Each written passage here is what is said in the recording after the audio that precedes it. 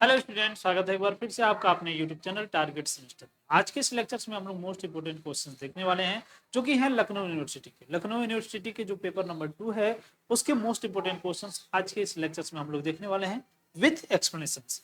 अगर कोई भी बच्चा नया टारगेट सेमेस्टर पे पहली बार आया है तो चैनल को सब्सक्राइब कर लेना, क्योंकि मोस्ट इंपोर्टेंट क्वेश्चंस जो होंगे ये भी और इन्फॉर्मेशन भी इसी चैनल पे दिए जाएंगे। और अगर अब की बार आपने बैच नहीं परचेज किया है तो अगली बार बैच जरूर परचेज कीजिएगा ताकि आपका कंप्लीट पढ़ाई हो सके। ठीक है, तो चलिए स्टार्ट करते हैं। और पहली बार चैनल पे विजिट किया तो सब्सक्राइब कर लेना। ठीक है, ये पेपर नंबर 2 है आप लोगों का। ठीक है, तो इसमें कुछ मोस्ट इंपोर्टेंट क्वेश्चन हम लोग देखने वाले हैं। ठीक है, चलिए आगे देखते हैं। यहाँ पे देख सकते हैं सबसे पहला जो क्वेश्चन है कह रहा है कि who was the president of the constituent assembly, संविधान सभा के अध्यक्ष कौन थे। ठीक है, तो यहाँ पे सही आंसर हो जाएंगे राजेंद्र प्रसाद जी संविधान सभा के अध्यक्ष थे। लेकिन क्वेश्चंस आपसे ये भी पूछ सकता है अस्थाई अध्यक्ष कौन थे, या फिर ये भी पूछ सकता है कि अस्थाई अध्यक्ष कौन थे। ठीक है, तो अस्थाई अध्यक्ष डॉक्टर राजेंद्र प्रसाद जी थे। डॉक्टर राजेंद्र प्रसाद जी थे, इनको बाद में अध्यक्ष बनाया गया। ठीक है, जब पहली बैठक हुई थी तो उस समय इनको अध्यक्ष नहीं बनाया गया था। ठीक है, और फिर पहली बैठक जो हुई थी डॉक्टर सच्चिदानंद सिन्हा को अध्यक्ष बनाया गया था। डॉक्टर सच्चिदानंद सिन्हा को, ठीक है ना, डॉक्टर सच्चिदानंद सिन्हा, ये पहली जो बैठक हुई थी उसमें अध्यक्ष के रूप में चुने गए थे। चूंकि कोई प्लानिंग नहीं था उस समय, बैठक हो गई थी। बैठक होने में ये हुआ कि किसको अध्यक्ष बनाया जाए। तो वहां पे समस्या ये हो गया कि भाई कोई अध्यक्ष के हिसाब से कोई दिख नहीं रहा था सभी लोगों को, तो उन्होंने सोचा कि चलो भाई जिनकी ज्यादा सबसे उम्र है उन्हीं को अध्यक्ष बना दिया जाता है। तो यहाँ पे डॉक्टर सच्चिदानंद सिन्हा को अध्यक्ष के रूप में नामित कर लिया गया। ठीक है, अध्यक्ष के रूप में बना लिया गया। ठीक है, अब यहाँ पे जो डॉक्टर बी आर अम्बेडकर जी हैं ये प्रारूप समिति के अध्यक्ष थे। प्रारूप समिति के अध्यक्ष थे। और इसके अलावा और भी इन्होंने ये पहले कानून मंत्री भी रहे हैं, पहले कानून मंत्री भी रहे हैं, और इनको संविधान का जनक भी कहा जाता है। संविधान का जनक, संविधान का जनक भी कहा जाता है। ठीक है, तो ये संविधान के जनक भी हैं, और जो प्रारूप समिति थी उसके अध्यक्ष भी हैं, और पहले कानून मंत्री भी हैं। और ये जो है संघ समिति के अध्यक्ष थे। संघ समिति के अध्यक्ष थे। संघ समिति के अध्यक्ष। ठीक है, संघ समिति के अध्यक्ष। ठीक है, मोतीलाल नेहरू तो बहुत पहले थे। ठीक है, बहुत पहले थे। तो एक तरीके से देखा जाए तो संविधान सभा के टाइम में इस समय कंडीशंस ये थी। ठीक है, अच्छा आगे देखते हैं। ये जो संविधान सभा की प्रारूप समिति है, द ड्राफ्टिंग कमेटी, इसके चेयरमैन कौन थे भाई? तो इसके चेयरमैन वही थे doctor Bhimrao Ambedkar ji. Doctor Bhimrao Ambedkar ji basically ये दलित समुदाय से आते थे, और इनको जो है संविधान सभा का जनक भी माना गया। कारण क्या था?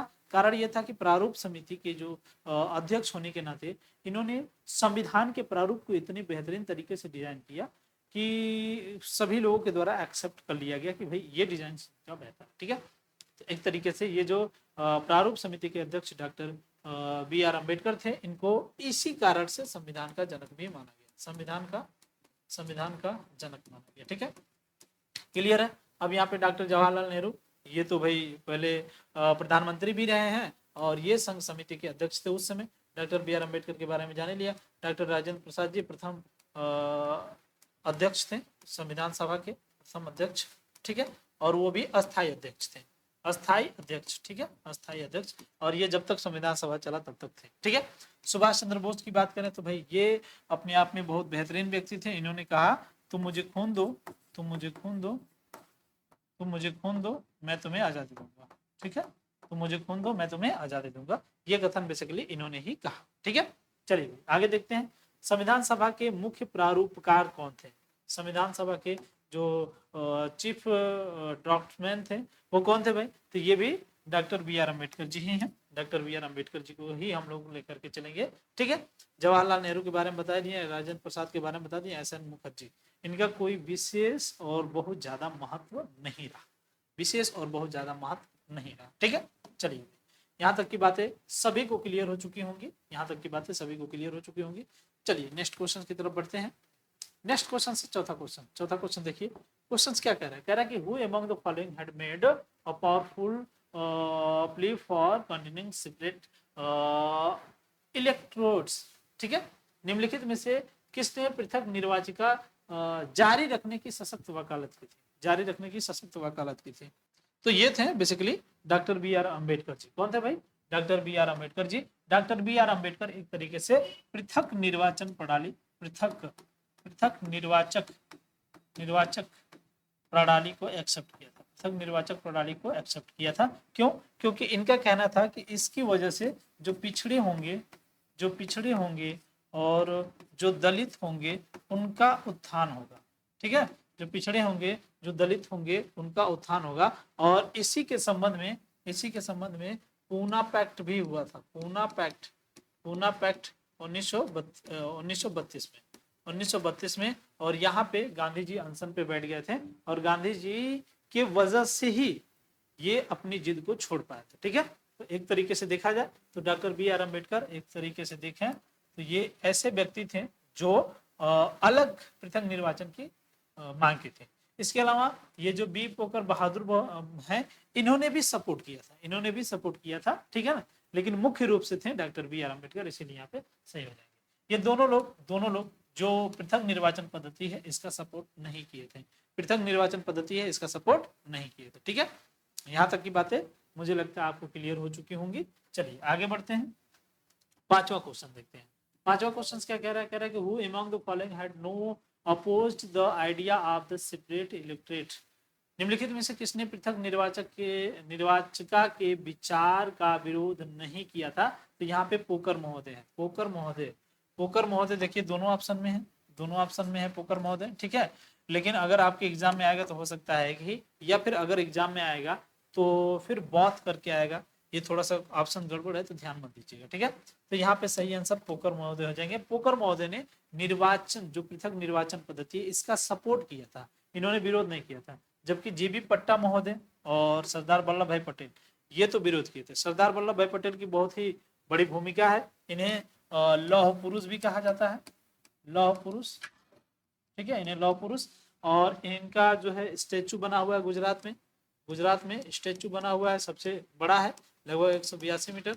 इन्हें स्टेचू ऑफ यूनिटी कहा जाता है, स्टेचू ऑफ यूनिटी कहा जाता है। ठीक है, एक चीज और ध्यान दीजिएगा, इन्हें भारत का बिस्मार्क भी कहा जाता है, भारत का बिस्मार्क कहा जाता है, भारत का बिस्मार्क। ठीक है, भारत का बिस्मार्क क्यों कहा जाता है? क्योंकि इटली का एकीकरण बेसिकली मेजनी ने किया था, बिस्मार्क ने किया था। ठीक है, इसीलिए इन्हें भारत का बिस्मार्क कहा जाता है, क्योंकि इन्होंने भारत का एकीकरण किया था। ठीक है, चलिए आगे बढ़ते हैं नेक्स्ट क्वेश्चन की तरफ। नेक्स्ट क्वेश्चन देखते हैं क्या भाई? नेक्स्ट क्वेश्चन है in which of the following schedule of the Indian constitution had mentions the schedule of language. भारतीय संविधान के किस निम्नलिखित में से किस अनुसूची में भारत की अनुसूचित भाषाओं का उल्लेख किया गया है? तो यहाँ पे सही आंसर हो जाएगा 8वां अनुसूची। कितना हो जाएगा? 8वां अनुसूची।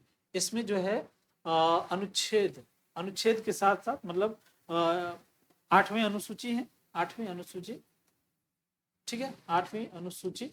ठीक है, और 324 एक तरीके से अनुच्छेद है, थोड़ा सा मैं कंफ्यूज हूँ, शायद 324 ही है। ठीक है, 324 अनुच्छेद है, इसमें भाषा का प्रावधान किया गया था। शुरू में 14 भाषा को एक्सेप्ट किया गया था। शुरू में जो मुख्य संविधान बना था वहां पे 14 भाषा को एक्सेप्ट किया गया था, लेकिन बाद में जाकर के 22 भाषा हो गया, संशोधन कर करके कितने भाषा हो गए? 22 भाषा हो गए। कितने भाषा हो गए? 22 भाषा हो गए। और आज हमारे संविधान में मूल रूप से कितनी भाषा है? 22 भाषा है जिसको एक्सेप्ट किया गया। ठीक है, तो यहाँ तक की बातें मुझे लगता है आपको क्लियर हो गई होंगी। ठीक है, आगे देखिए, which among the following is not a schedule language of India पर 8th शेड्यूल। निम्नलिखित में से कौन सा भाषा 8वीं अनुसूची के अनुसार भारत का अनुसूचित भाषा नहीं है? तो क्या भोजपुरी, नेपाली, कश्मीरी, डोगरी? भोजपुरी भाषा नहीं है बल्कि बोली है। भोजपुरी क्या है? बोली है, भाषा नहीं है बल्कि बोली है। ठीक है,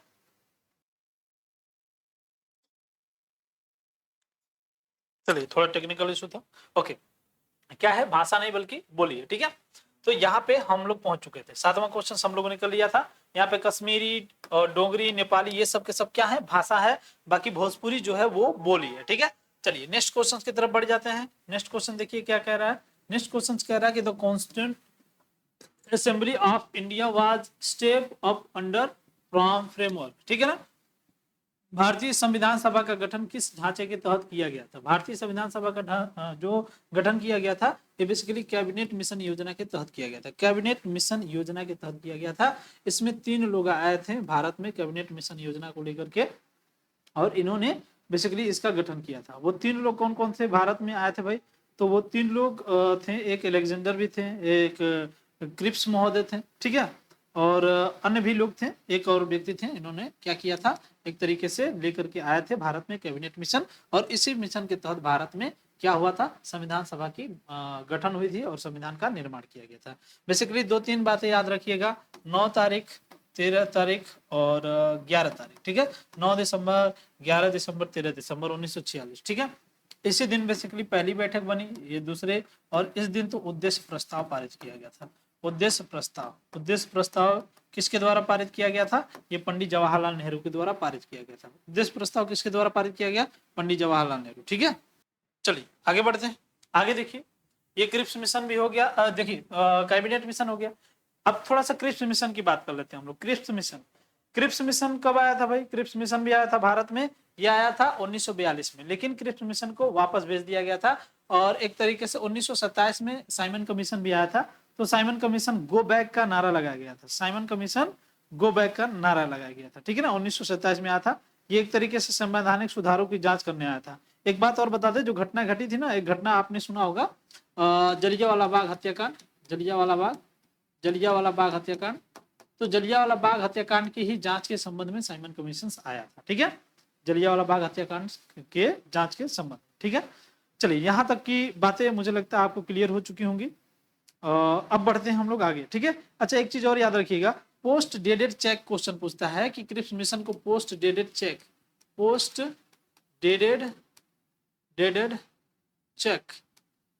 किसने कहा था? तो गांधी जी ने कहा था क्रिप्स मिशन को पोस्ट डेटेड चेक, ठीक है। अब देखिए नवा क्वेश्चन क्या कह रहा है? कह रहा है कि the all important drafting committee had two distinguished jurist and lawyer along with the chairman of Dr. B.R. Ambedkar. इस महत्वपूर्ण मसौदा समिति में अध्यक्ष डॉक्टर बी आर अम्बेडकर के साथ 2 प्रतिष्ठित विधिवेत्ता और वकील कौन थे? तो कौन थे भाई? क्या बी एन राव थे, अल्लादी कृष्णा स्वामी अय्यर, या फिर ये थे, या फिर ये? देखिए बी एन राव थे और कृष्णा स्वामी अय्यर। बी एन राव और कृष्णा स्वामी अय्यर, ये दोनों लोग ऐसे थे जो कानून के मामले में थोड़ा सा लेवल में थे डॉक्टर बी आर अम्बेडकर के। बाकी कोई ऐसा व्यक्ति नहीं था जो कानून के मामले में डॉक्टर बी आर अम्बेडकर के लेवल में रहा हो, ठीक है। तो ये भी बातें आपको याद रखनी है। चलिए नेक्स्ट क्वेश्चन की तरफ बढ़ते हैं भाई। 9वां नंबर का क्वेश्चन हो गया, 10वें नंबर के क्वेश्चन पे पहुंचते हैं। 10वें नंबर का क्वेश्चन देखिए क्या है। क्वेश्चन क्या कह रहा है संविधान सभा का गठन कैबिनेट मिशन योजना के तहत तैयार की गई। योजना के तहत इस योजना की विशेषताएं क्या थी? तो देखिए पहली विशेषता यह है कि 10 लाख आबादी पर आवंटित किया गया था, और दूसरा मतदान एकल संक्रमणीय मत के माध्यम के अनुपात से प्रतिनिधित्व प्रणाली का होना, और तीसरा रियासतों की, ये देखिए तीनों सही हो जाएगा। क्यों? क्योंकि तीनों ही चीजें सही थी। अब इसमें उपरोक्त सभी हो जाएगा, क्योंकि देखिए प्रत्येक 10 लाख पे आबादी की बात की गई थी, ठीक है। और इसके बाद जो है जो मतदान की पद्धति है एकल संक्रमणीय पद्धति को अपनाया गया था इसमें, ठीक है ना। रियासतों के प्रतिनिधि को भी वैल्यू दी गई थी, सभी रियासतों के प्रतिनिधि को भी यहाँ पे बुलाया गया था, ठीक है। तो ये भी क्वेश्चन इंपॉर्टेंट हो गया है और जरूरी भी है, ठीक है। चलिए आगे देखिए, निम्नलिखित में से किसे मिनी संविधान कहा जाता है? Which of the following is called the mini constitution? तो यहाँ पे सही आंसर हो जाएगा 42वां संविधान संशोधन। 42वां संविधान संशोधन में कई चीजें चेंज की गई थी, इसलिए इसे मिनी संविधान संशोधन। और सबसे मुख्य चीजें क्या था? अखंड शब्द को जोड़ा गया, ठीक है ना। सामाजिक शब्द को जोड़ा गया, धर्मनिरपेक्ष शब्द को जोड़ा गया, ठीक है ना, धर्मनिरपेक्ष शब्द को जोड़ा गया। तो ये अपने आप में बहुत इंपॉर्टेंट पॉइंट है जो कि आपको जानना है। और बहुत बड़े लेवल पे इसको 1976 में बेसिकली संशोधित किया गया था, और बहुत बड़े लेवल पे संशोधित किए जाने के कारण इसको हम लोग मिनी कॉन्स्टिट्यूशन भी कहते हैं। और ये जब संशोधित हो रहा था तो इस समय आपातकाल चल रहा था। क्या चल रहा था? आपातकाल, ठीक है। आपातकाल में ही ये संशोधन किया गया, और इसी संशोधन के तहत 51A में मूल कर्तव्य को भी जोड़ा गया और शिक्षा के अधिकार को भी जोड़ा गया। बाद में 2002 में जाकर के शिक्षा का अधिकार एक तरीके से मौलिक अधिकार बन गया। ठीक है, तो ये भी आपको याद रखना है। ठीक है, which of the following is called the mini constitutions, तो यहाँ पे हो जाएगा क्या, 42वां संविधान संशोधन। ठीक है, भारत सरकार अधिनियम एक तरीके से आधार बनने का काम किया था, भारतीय संविधान का आधार बनने का काम किया था। 44वां संविधान संशोधन इंपोर्टेंट इसलिए हो जाता है क्योंकि इसमें संपत्ति के अधिकार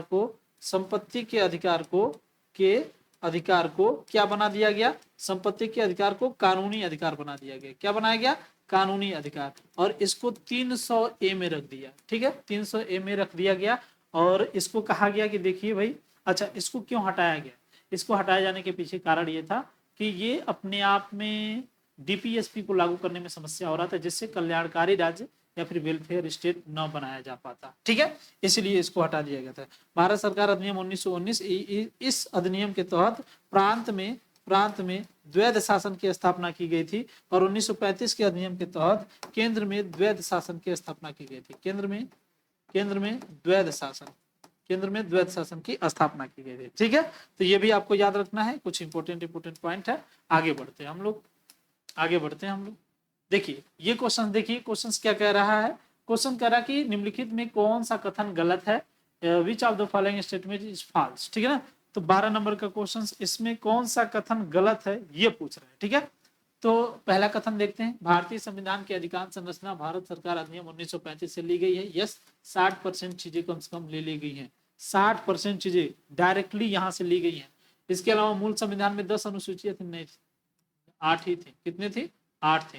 ये लाइन गलत है, दूसरा वाला आपका गलत हो जाएगा, यानी कि गलत क्वेश्चन कथन पूछा था, तो यहाँ पे सही आंसर हो जाएगा बी। ठीक है ना, भारतीय संविधान का राजनीतिक भाग ब्रिटिश भाग से संविधान से लिया गया था। जी हाँ, अनुच्छेद 368 जो है संविधान संशोधन से लिए गए हैं, और ये बेसिकली दक्षिण अफ्रीका का प्रावधान है। कहाँ का प्रावधान है, दक्षिण अफ्रीका का प्रावधान है। ठीक है, संविधान संशोधन का प्रावधान कहाँ से लिया गया था, दक्षिण अफ्रीका से।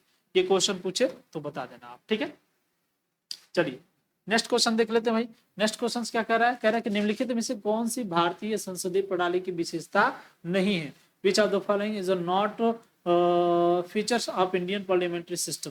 तो बताइए इसमें से कौन सा नहीं हो सकता है, क्या यहाँ पे बहुमत पार्टी की शक्ति, या फिर वास्तविक कार्यपालिका, नाम मात्र की कार्यपालिका की उपस्थिति, विधायिका में कार्यपालिका की नियुक्ति, उपरोक्त सभी। तो संसदीय प्रणाली की विशेषता नहीं है ना, नहीं है पूछ रहा है, और वास्तविक कार्यपालिका और नाममात्र कार्यपालिका की उपस्थिति है। विधायिका में कार्यपालिका की नियुक्ति पूछ रहा है। यहाँ पे थोड़ा सा गड़बड़ लग रहा है, क्योंकि विधायिका में कार्यपालिका की नियुक्ति कैसे होगा, कार्यपालिका में विधायिका के कुछ लोग आकर के मंत्री परिषद बनाते हैं, जो बहुमत दल का नेता होता है, परिषद जो बहुमत दल का नेता होता है वही ये काम करता है, जो बहुमत दल का नेता होता है ये काम करता है। चलिए नेक्स्ट क्वेश्चन की तरफ बढ़े। नेक्स्ट क्वेश्चन देखिए क्या है, which of the following is not match correctly. निम्नलिखित में से कौन सुलेमित नहीं है, तो ये बताना है। समानता का अधिकार अगर हम लोग देखें तो 14 से 18 तक है, ठीक है। शोषण के विरुद्ध अधिकार अगर हम लोग देखें तो 23 से 24 तक, ये भी ठीक है। शोषण के विरुद्ध अधिकार 23 से 24 तक, लेकिन यही तो गड़बड़ है, क्योंकि ये 23 से 24 तक है। धार्मिक स्वतंत्रता 25 से 28, ये भी सही है, ये वाला गलत है। तो गलत क्वेश्चन पूछा था तो ये सही हो जाएगा। शोषण के विरुद्ध अधिकार ये क्या है भाई, शोषण के विरुद्ध अधिकार ये हो जाएगा 23 से 24। कितना हो जाएगा, 23 से 24 हो जाएगा, ठीक है। यहाँ तक किसी को कोई दिक्कत नहीं है, मुझे लगता है यहाँ तक किसी को कोई दिक्कत नहीं है, ठीक है। आगे बढ़ते हैं। 15वां number question, which of the following is not match correctly. निम्नलिखित में से कौन सुलेमित नहीं है। भाग 1 संघ राज्य क्षेत्र, भाग 2 नागरिकता, भाग 3 ना। यहाँ पे मूल अधिकार हो जाएगा, मूल अधिकार, ठीक है ना, मूल अधिकार होना चाहिए था, तब मैच हो जाता। तो ये वाला सही हो गया, ये वाला सही हो गया। नहीं पूछा था ना, नहीं पूछा था तो ये वाला सही हो गया, ठीक है। अगर फंडामेंटल राइट्स होता तो फिर सही हो जाता, ठीक है। Which of the following is not match correctly, तो यहाँ पे सही आंसर क्या हो जाएगा, तीसरा वाला सही आंसर हो जाएगा। चलिए आगे बढ़ते हैं। 16 नंबर का क्वेश्चन देखते हैं। भारतीय संविधान में समवर्ती सूची का विचार किस संविधान से लिया गया है। The idea of concurrent list in the constitution is taken from constitution, तो यहाँ पे सही आंसर हो जाएगा समवर्ती सूची ना, ऑस्ट्रेलिया से लिया गया है। कहाँ से लिया गया है? ऑस्ट्रेलिया से लिया गया है। आयरलैंड से डीपीएसपी लिया गया है, डीपीएसपी यानी नीति निर्देशक तत्व। जापान से विधि द्वारा स्थापित प्रक्रिया लिया गया है, विधि द्वारा स्थापित प्रक्रिया। और यहाँ से लिया गया है कनाडा से संघ शासन व्यवस्था जो है ये लिया गया। ऑस्ट्रेलिया से समवर्ती सूची लिया गया, ऑस्ट्रेलिया से समवर्ती सूची। और जो संशोधन का सिद्धांत लिया गया है वो लिया गया है दक्षिण अफ्रीका से, ठीक है ना। फंडामेंटल राइट लिया गया है अमेरिका से। और जो एकल नागरिकता का सिद्धांत है ये ब्रिटेन से लिया गया है। और संसदीय प्रणाली व्यवस्था ये भी ब्रिटेन से लिया गया, ठीक है। ओके, अब एक चीज और पूछता है आप लोगों से कि आपातकाल की पद्धति या फिर आपातकाल सिस्टम कहाँ से लिया गया है? तो जर्मनी से लिया गया, ठीक है। चलिए ये सब क्वेश्चंस पूछ लेते हैं तो आपको बता देना है, ठीक है। आगे देखिए, 7th schedules is concurrent with, 7वीं अनुसूची किससे संबंधित है? तो 7वीं अनुसूची इसके पहले हम बताए हैं किससे संबंधित है भाई? 7वीं नहीं बताए थे, 8वीं अनुसूची बताए थे, ठीक है ना। 8वीं अनुसूची बताए थे। 7वीं अनुसूची जो है केंद्र राज्य के बीच शक्ति विभाजन का कार्य करती है। 7वीं अनुसूची केंद्र और राज्य के बीच शक्ति विभाजन का कार्य करती है, ठीक है ना। केंद्र और राज्य के बीच शक्ति विभाजन का कार्य कैसे? जैसे संविधान में प्रावधान दिया गया है, 3 सूचियां दी गई हैं। पहली सूची जो है वो संघ सूची है, दूसरी सूची कौन सी है? राज्य सूची है, तीसरी सूची कौन सी है? समवर्ती सूची है, ठीक है। और जब संविधान लागू हुआ था तब इसमें 57 विषय थे, अभी भी हैं। और इसमें जो है 66 विषय थे, लेकिन अभी इस समय 61 विषय हैं। और इसमें 97 विषय थे, अभी 100 विषय हैं, ठीक है ना, अभी 100 विषय, ठीक है। तो ये एक तरीके से शक्तियों को डिवाइड कर दिया गया। किसके द्वारा डिवाइड किया गया? तो संविधान के द्वारा डिवाइड कर दिया गया है केंद्र और राज्यों के बीच शक्तियों को। इस पे केवल संघ कानून बना सकता है, इस पे केवल राज्य कानून बना सकता है, और इस पे दोनों लोग मिलकर कानून बना सकते हैं। बट समवर्ती सूची जो है इस पे कानून किसका प्रभावी होगा? तो वो केंद्र का होगा, केंद्र का प्रभावी होगा, केंद्र का कानून प्रभावी होगा, ठीक है। चलो नेक्स्ट क्वेश्चन की तरफ बढ़ जाए। नेक्स्ट क्वेश्चन देखो बहु, पंचायती राज व्यवस्था के अंतर्गत ग्राम सभा में कौन शामिल होता है? पंचायती राज व्यवस्था है किसी गांव के द्वारा निर्वाचित अधिकारी या फिर वह व्यक्ति जो किसी गांव से संबंधित मतदाता सूची में पंजीकृत हो। देखो बाबू, जब पंजीकृत होगा तभी वो लड़ सकता है चुनाव वगैरह, तभी वो चुना जा सकता है। अन्यथा में कोई भी बात हो नहीं मान्य होगी, अन्यथा में कोई बात हो नहीं मान्य होगी। बी वाला ऑप्शन सही हो जाएगा, ठीक है। चलिए, under the panchayat raj systems gram sabha consist, तो यहाँ पे person who register in the electoral rolls relating to a village, ठीक है। चलिए नेक्स्ट क्वेश्चन देख लेते हैं। नेक्स्ट क्वेश्चन देखिए क्या कह रहा है, what is not taken from British constitution India. Bharat के संविधान में ब्रिटिश संविधान से क्या नहीं लिया गया है? संसदीय शासन प्रणाली लिया गया है, एकल नागरिकता लिया गया है, ये अमेरिका से लिया गया है। कहां से लिया गया है? अमेरिका से लिया गया, ठीक है। ये कैबिनेट प्रणाली लिया गया है, यस, ये भी ले लिया गया है। बाकी मौलिक अधिकार को कहां से लिया गया है? अमेरिका से लिया गया, ठीक है। तो ये हो गया। यही क्वेश्चन इंग्लिश में भी, what is not taken from British constitution of India. तो यहाँ पे सही आंसर हो जाएगा फंडामेंटल राइट्स। फंडामेंटल राइट्स लिया गया है किस भाग में है? भाग 3 में, भाग 3 में है, ठीक है। ये भी हो गया भाई। चलिए आगे बढ़ते हैं। Which of the following articles can not be null during the national emergency. मतलब जो नेशनल इमरजेंसी है, जिसे हम लोग राष्ट्रीय आपातकाल बोलते हैं, तो कौन सा ऐसा अनुच्छेद है जो निरस्त नहीं हो सकता, या फिर कौन सा ऐसा भाग है फंडामेंटल राइट्स है वो निरस्त नहीं होगा। तो देखो बाबू, ये भी फंडामेंटल राइट निरस्त हो जाएगा, ये भी फंडामेंटल राइट निरस्त हो जाएगा, ये भी फंडामेंटल राइट निरस्त हो जाएगा। कौन नहीं होगा? 20-21 ये जो फंडामेंटल राइट्स है ये कभी भी निरस्त नहीं होगा, चाहे सामान्य स्थिति हो और चाहे किसी भी प्रकार की आपातकालीन स्थिति हो, ये निरस्त नहीं होगा, ठीक है। चलो ये भी क्वेश्चन हो गया। आगे बढ़ते हैं नेक्स्ट क्वेश्चन की तरफ। नेक्स्ट क्वेश्चन देखिए भाई, किस नंबर का? भारत के संविधान ने भारत के संविधान से मौलिक कर्तव्यों को अपनाया। ये तो गड़बड़ थोड़ा सा टाइपिंग हो गया है। भारत के संविधान ने किस संविधान से मौलिक कर्तव्यों को अपनाया? ऐसे होना चाहिए था, लेकिन ये गड़बड़ टाइपिंग हो गया, कोई बात नहीं है। तो यहाँ पे अमेरिका है, अमेरिका की बात करें तो यहाँ से फंडामेंटल राइट्स यानी कि मौलिक अधिकार आया। जापान से विधि द्वारा स्थापित प्रक्रिया, विधि द्वारा स्थापित प्रक्रिया, स्थापित प्रक्रिया, ठीक है।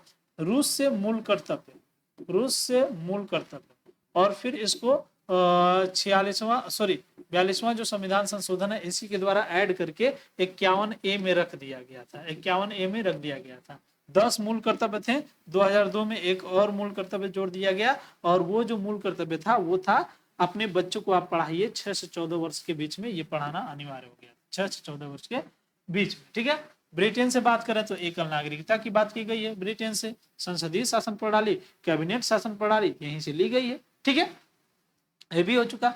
चलिए नेक्स्ट क्वेश्चन की तरफ बढ़ जाए। अब ये बातें सब जान गए। भारत के संविधान में मौलिक कर्तव्यों को कब जोड़ा गया? तो भारत के संविधान में मौलिक कर्तव्यों को जोड़ा गया 1976 में, 42वां संविधान संशोधन के द्वारा। 42वां संविधान संशोधन जिसे हम लोग मिनी कॉन्स्टिट्यूशन भी कहते हैं, इसी के द्वारा 1976 में जोड़ लिया गया क्या? मौलिक कर्तव्यों को, ठीक है ना। और मौलिक कर्तव्य शुरू में देखे गए। अच्छा, एक तरीके से ये न्यायिक नहीं है। न्यायिक होने का क्या मतलब है भाई? इसको कॉन्स्टिट्यूशन के द्वारा या फिर न्यायालय के द्वारा फोर्स करके लागू नहीं कराया जा सकता है, ठीक है। चलिए, when fundamental duties were added in the constitution of India, तो यहाँ पे सही आंसर क्या हो जाएगा? 1976, ठीक है। At present how many fundamental duties are in the constitution of India, वर्तमान में भारतीय संविधान में कितने मौलिक कर्तव्य हैं बाबू? आज वर्तमान में 6 हैं। कितने हैं? 6 हैं। शुरू में कितने थे? 7। 44वां संविधान संशोधन द्वारा संपत्ति के अधिकार को हटा दिया गया, संपत्ति के अधिकार को हटा दिया गया, ठीक है ना। संपत्ति के अधिकार को हटा करके फिर जो है 6 जो फंडामेंटल राइट्स हैं उनको रख लिया गया, 6 फंडामेंटल राइट्स को रख लिया गया, ठीक है। बाकी 10-11 ये देखिए, शुरू में 10 मूल कर्तव्य को रखा गया था, मूल कर्तव्य को, ठीक है। लेकिन बाद में 11 मूल कर्तव्य हो गए, 11 मूल कर्तव्य हो गए, ठीक है। ये भी याद रखना है, 11 मूल कर्तव्य हो गए, ठीक है। चलो नेक्स्ट क्वेश्चन की तरफ बढ़े। नेक्स्ट क्वेश्चन देखो बाबू, भारतीय संविधान में मौलिक कर्तव्य किस अनुच्छेद में दिए गए हैं? In the Indian constitution fundamental duties given in which articles, तो यहाँ पे हो जाएगा आपका 51A हो जाएगा। ये है फंडामेंटल राइट्स, ये है फंडामेंटल राइट्स, और ये है आपका डीपीएसपी, ये है आपका डीपीएसपी, और ये है आपका स्वतंत्रता का अधिकार, स्वतंत्रता का अधिकार, स्वतंत्रता का अधिकार, ठीक है ना। Right to freedom, right to freedom, अनुच्छेद 19, अनुच्छेद 19, ठीक है। राइट टू फ्रीडम, अनुच्छेद 19, ठीक है। चलो आगे बढ़ते हैं नेक्स्ट क्वेश्चन की तरफ। नेक्स्ट क्वेश्चन देखते हैं क्या भाई, 25 नंबर का क्वेश्चन देखिए। क्वेश्चन क्या कह रहा है? क्वेश्चन कह रहा है निम्नलिखित में से कौन सा कथन गलत है? क्वेश्चन कह रहा है कि निम्नलिखित में से कौन सा कथन गलत है। तो पहले कथन पढ़ें तब क्लियर होगा। देखिए, मौलिक कर्तव्य संविधान के भाग 4 में दिए गए हैं।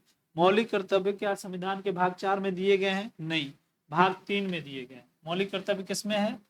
भाग 3 में। किसमें है? भाग 3 में, ठीक है ना। 42वें संविधान संशोधन के बाद भारत में संविधान के मौलिक कर्तव्यों को जोड़ा गया। यस, 42वें संविधान में ही जोड़ा गया था, 42वें संविधान में जोड़ा गया था, ठीक है। और 2002 में 82वें संविधान संशोधन अधिनियम में एक और मौलिक कर्तव्य जोड़ा गया। जी हाँ, ये भी जोड़ा गया, लोक प्रतिनिधित्व अधिनियम 1951। ये चुनाव से संबंधित है, चुनाव से संबंधित है, मतलब चुनाव में योग्यता, किसी प्रकार की कोई दिक्कत ना हो, अन्य सारी चीजें, इसको इसमें रखा गया, ठीक है। आगे देखिए भाई, विच of the following committees advocated the fundamental duties in the Indian constitution, निम्नलिखित में से किस समिति ने भारतीय संविधान में मौलिक कर्तव्यों की वकालत की है?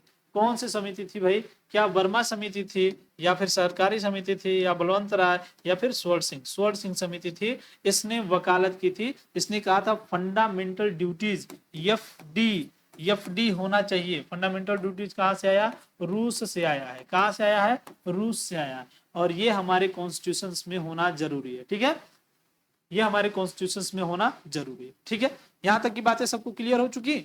चलो आगे बढ़ते हैं। यहां तक की बातें क्लियर हो चुकी तो नेक्स्ट क्वेश्चन की तरफ बढ़ते हैं। नेक्स्ट क्वेश्चन देखते हैं क्या कह रहा है। देखिए, विच of the following is not a fundamental duties, इनमें से कौन सा फंडामेंटल ड्यूटीज नहीं है, निम्नलिखित में से कौन सा मौलिक कर्तव्य नहीं है। Safeguarding guarding public properties, सार्वजनिक संपत्ति की सुरक्षा, ओबे द पेरेंट्स, माता पिता का आज्ञा का पालन करना, to make compulsory education of children 6 to 14, और स्प्रेड द ब्रदरहुड, लोगों में भाईचारा फैलाना। तो यहाँ पे कौन सा नहीं है, तो माता पिता की आज्ञा का पालन करना नहीं है, बाकी सब के सब फंडामेंटल ड्यूटीज हैं, बाकी सब के सब फंडामेंटल ड्यूटीज हैं, ये वाला नहीं। ठीक है, चलिए नेक्स्ट क्वेश्चन देखते हैं भाई। 6 से 14 वर्ष, 6 से 14 वर्ष तक के बच्चों को अनिवार्य शिक्षा दी जानी चाहिए। 6 से 14 वर्ष के बच्चों को अनिवार्य शिक्षा दी जानी चाहिए, ये भाई बताना है, ये बताना है कि कौन सा सही होगा। क्या 82वां, 83वां, या फिर 86वां, या फिर 84वां, कौन सा सही होगा। क्वेश्चन क्या कर रहा है, which constitutional amendment act was pass to provide compulsory education to children between 6 to 14 year. तो ये 86वां संशोधन जो हुआ था 2002 में, 2002 में 86वां संशोधन जो हुआ था, इसी संशोधन के तहत इसको एक्सेप्ट किया गया था और 51A में रखा गया था। पहले 10 था, बाद में 11 कर दिया गया, और ये पेरेंट्स जो लोग थे, पेरेंट्स लोगों के लिए एकदम एक्टिव कर दिया गया, पेरेंट्स लोगों के लिए एकदम एक्टिव कर दिया गया। ठीक है, चलिए यहाँ तक की बातें मुझे लगता है आप सभी को क्लियर हो चुकी हैं। आगे बढ़ते हैं, नेक्स्ट क्वेश्चन देखते हैं। 29 नंबर का क्वेश्चन देखिए, कह रहा विच of the following is not a match correctly, कौन सा इसमें करेक्टली मैच नहीं कर रहा है, कौन सा इसमें करेक्टली मैच नहीं कर रहा है, निम्नलिखित में से कौन सुलेमित नहीं है। तो वन संरक्षण अधिनियम 1980, यस 1980 में आया था वन संरक्षण अधिनियम। ठीक है, वनों की रक्षा करने के लिए लाया गया था। वन्य जीव संरक्षण 1972 में आया था, कब आया था, 1972 में आया था। तो ये सुलेमित नहीं है, ये सुलेमित नहीं है।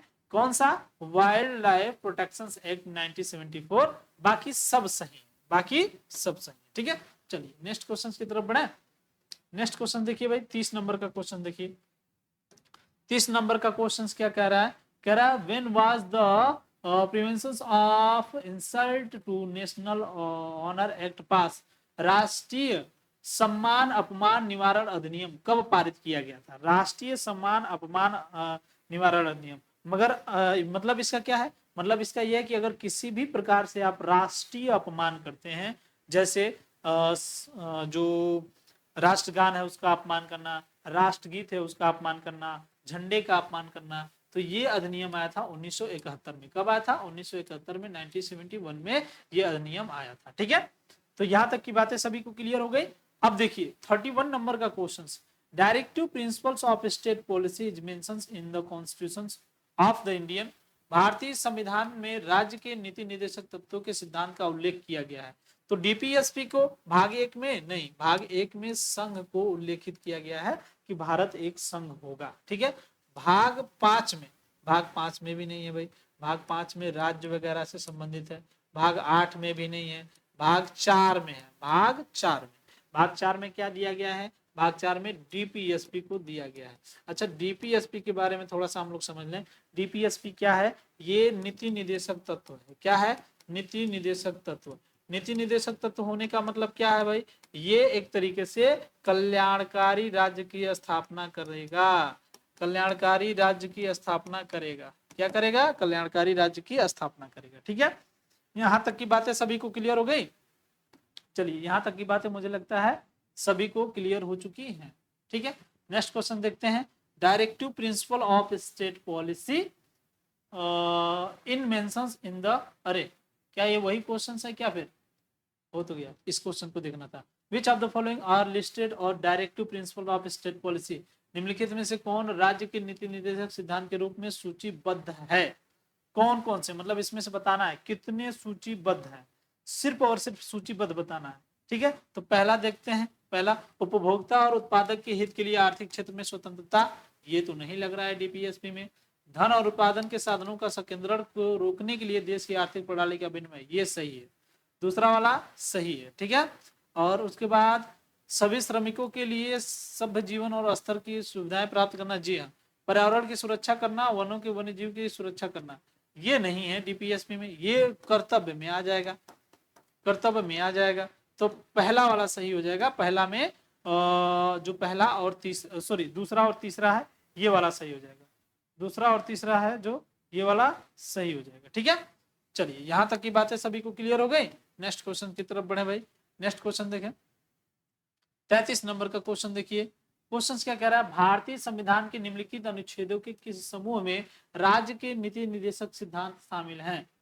Which group of the following articles of the Indian Constitution directive principle of state policy? ये बताना है। तो ये है 36 से 51, 36 से 51 तक, 36 से 51 तक इसका वर्णन देखने को मिलता है। संविधान का निम्नलिखित में से कौन सा अनुच्छेद समान नागरिक संहिता के लिए निर्देशित करता है? ठीक है, ये समान नागरिक संहिता के लिए कौन सा निर्देशित करेगा भाई? इंग्लिश में भी देखें, which of the following articles of the constitution is directed to establish uniform civil code?